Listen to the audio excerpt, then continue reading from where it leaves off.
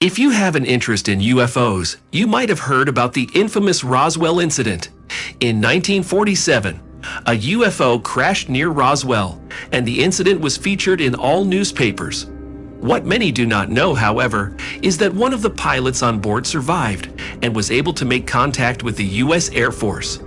Matilda O'Donnell, a member of the U.S. Air Force Medical Corps, wrote an interesting letter 60 years after the incident.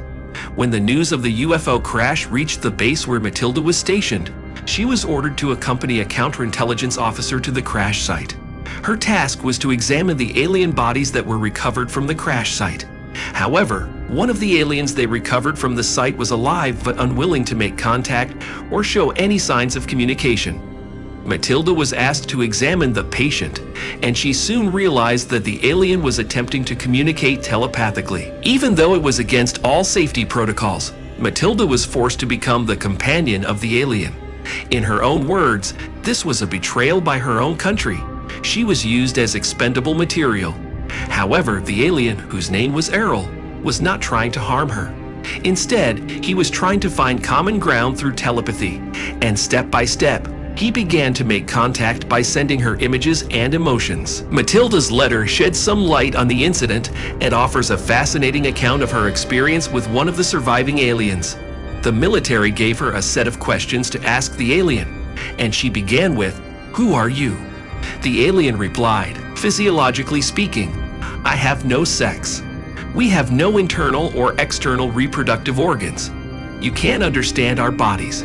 We are more like robots. We have no biological cells. Our nervous system is made up of electricity that runs through our whole body." The alien was about 1 meter in height, with a disproportionately large head and very thin limbs with only 3 fingers each. Remarkably, they did not require food or water to survive, and while their bodies were not biological, they were also not mechanical. They were able to adapt comfortably to all temperatures. During the interview, Earl revealed that he was not injured and that he did not require medical attention. In response to the question of whether any organisms on the ship or in his body posed a threat to humans or other life forms, he assured the interviewers that there were none. Earl also mentioned that he and his companions were still working on diagnosing the issue that caused their ship to crash. When asked about the weapon they possessed, Earl replied that it was very destructive. He attributed the ship's crash to a heavy atmospheric electrical discharge.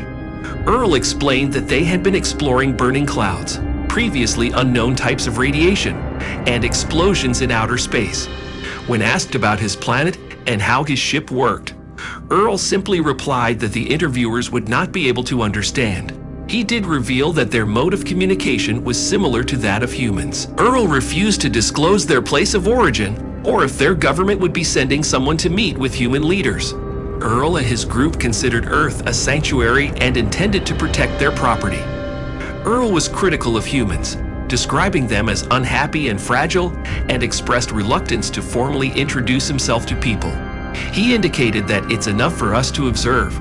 When asked about their civilization's age, he casually mentioned that it was billions of years old and that his race was above all other known species. When asked if they believed in God, he responded by saying that they thought there might be one. Finally, when asked about the order of their world, Earl simply replied, "Infinity. Everything." The interview with Earl, an extraterrestrial being, had started off promisingly. Earl claimed that their race was the greatest and that other evolved life forms existed everywhere. However, things took a turn when the Special Services representatives were unsatisfied with the clarity of Earl's answers.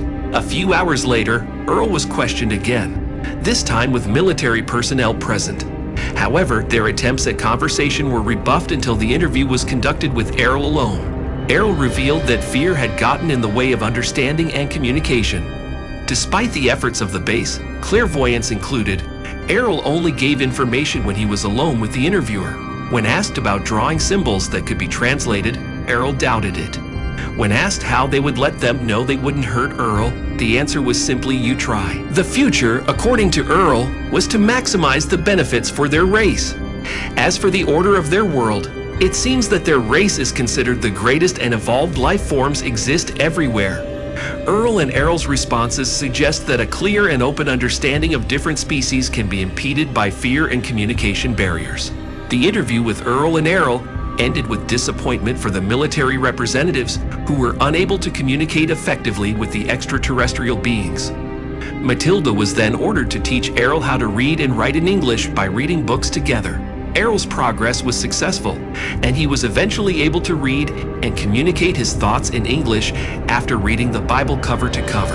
Earl's last words in the correspondence were, "Now I'm ready to talk," leaving the story unresolved.